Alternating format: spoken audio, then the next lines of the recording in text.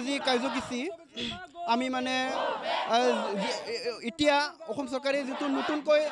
6 জাতিক মানে জনজাতিকৰণ দিব বিচাৰিছে তাৰ বিৰুদ্ধে আমি এটো কাৰ্যসূচী লোৱা হৈছে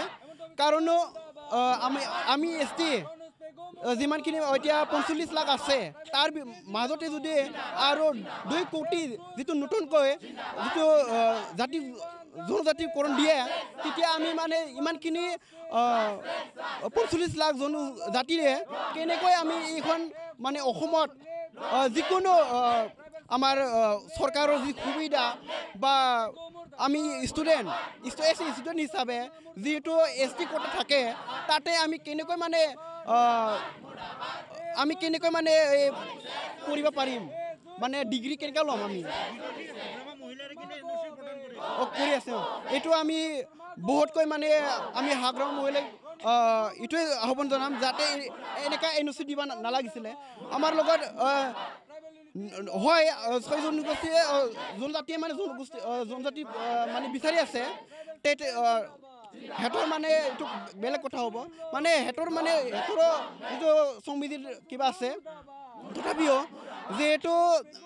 আমাৰ যিমানখিনি থাকা মানে আমাৰ জনগোষ্ঠী গিলাৰ যেনেকৈ মানে সুবিধাটো অধিকাৰটো আছে মানে তাৰ কিবা এটা যদি চৰকাৰে দিয়ে হেতৰ কথা কিন্তু আমাৰ অধিকাৰটো এনেকা মানে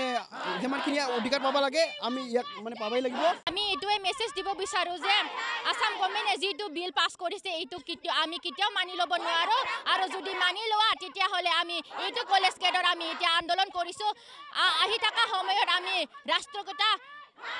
তাতে যাই পেলাইও আমি প্ৰটেষ্ট কৰিম বুলি আমাৰ আৰু প্ৰটেষ্ট কৰিম আমি তাৰ পিছত আৰু যদি এইটো মানি লোৱা তেওঁলোকে ST ডিমান্ড কৰাটো যদি একসেপ্ট কৰে তেতিয়া হলে এইটো আমি কেতিয়াও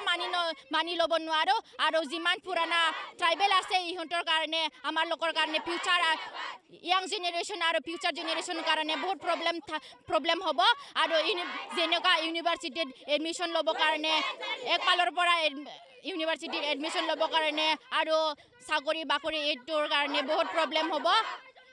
এইটোৰ কাৰণে আমাৰ ৰাইটস আছে আমাৰ ৰাইটস আছে তাৰ কাৰণে আমি এইটো কলেজ গেটৰ আমি প্ৰটেষ্ট কৰিছো আৰু যদি মানি নলয় যদি আসাম গভৰ্ণমেণ্টে এইটো বিলটো পাস কৰে তেতিয়া হলে আমাৰ জীৱনটো দি পেলাইও আমি ৰাষ্ট্ৰগীতাৰ আমি যাব কাৰণে বাধ্য হ'ম